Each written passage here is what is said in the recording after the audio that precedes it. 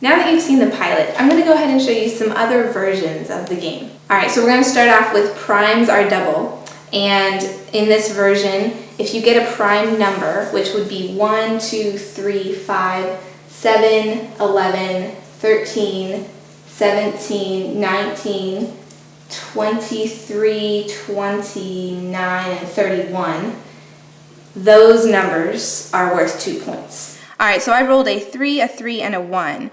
If I add 3 plus 3 and subtract 1, that's 5. That would be worth 2 points. If I multiplied 3 times 3 plus 1, that's 10, which would not be worth 2 points, but it still counts as 1 point for this round.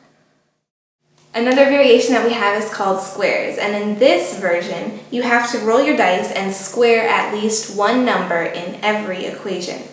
On the other side, square numbers on the board, such as 2, 4, 16, 25, and 36, are worth 2 points each. So I'm going to go ahead and roll the dice. I have a 2, and a 6. So 2 squared is 4, plus 2 plus 6 is 12. 6 squared is 36, plus 2 is 38, minus 2 is 36. Alright, 6 squared is 36, minus 2 is 34, minus 2 is 32. Alright, the next version that we have is half board. So the contestants have to roll and answer numbers that are either on the top half or the bottom half. They don't have the whole board available to them. So you'd have to decide which half, and you can make it easier or harder as it goes along. Another version that we have is called covered dish. And in this version, it's good to have 2 players as a team come up and work together to make equations. In this one, we take our 3 dice and we roll them.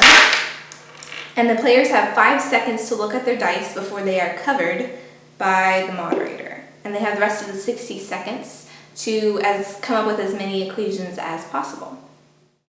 Alright, the next round that we have is eliminate an operator.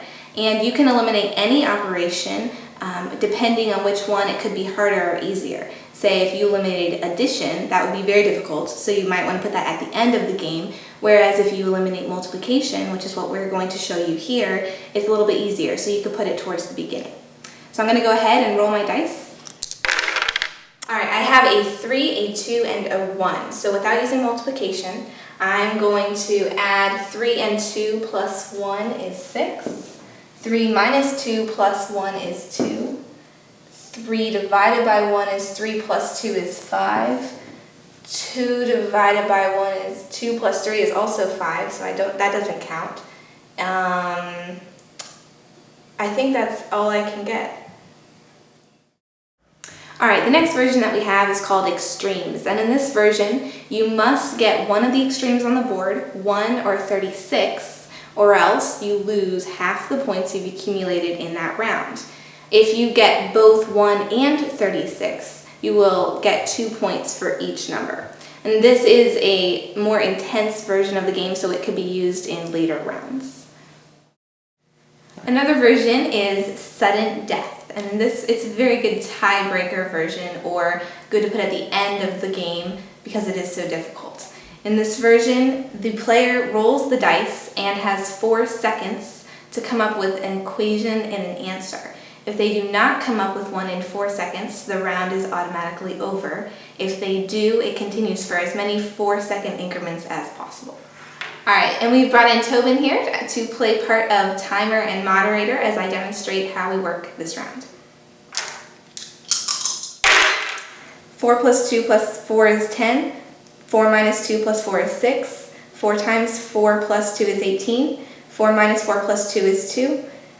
4 squared plus... Out. Okay. This is a very short round, as you've seen, so it will work very well as a tiebreaker if needed. Another round that we have is called the lightning round, and in this round, players roll their dice and re-roll after every equation that is made. As with most of our rounds, this is a 60-second round. However, I will only be demonstrated 5 equations. This is a very fast-paced moving game, so it is very good to put at the end of the game. 6 plus 6 plus 6 is 18. 6 plus 6 plus 5 is 17. 2 plus 3 plus 2 is 7. 6 plus 2 plus 2 is 10. 6 plus 2 plus 2 is 10. 6 plus 2 minus 2 is 6. Alright, notice that I got the number 10 twice, and in this round, because of the pace of the game and re-rolling after every equation, it is increasingly difficult to remember which numbers you've already gotten and to know to make a different equation for that roll.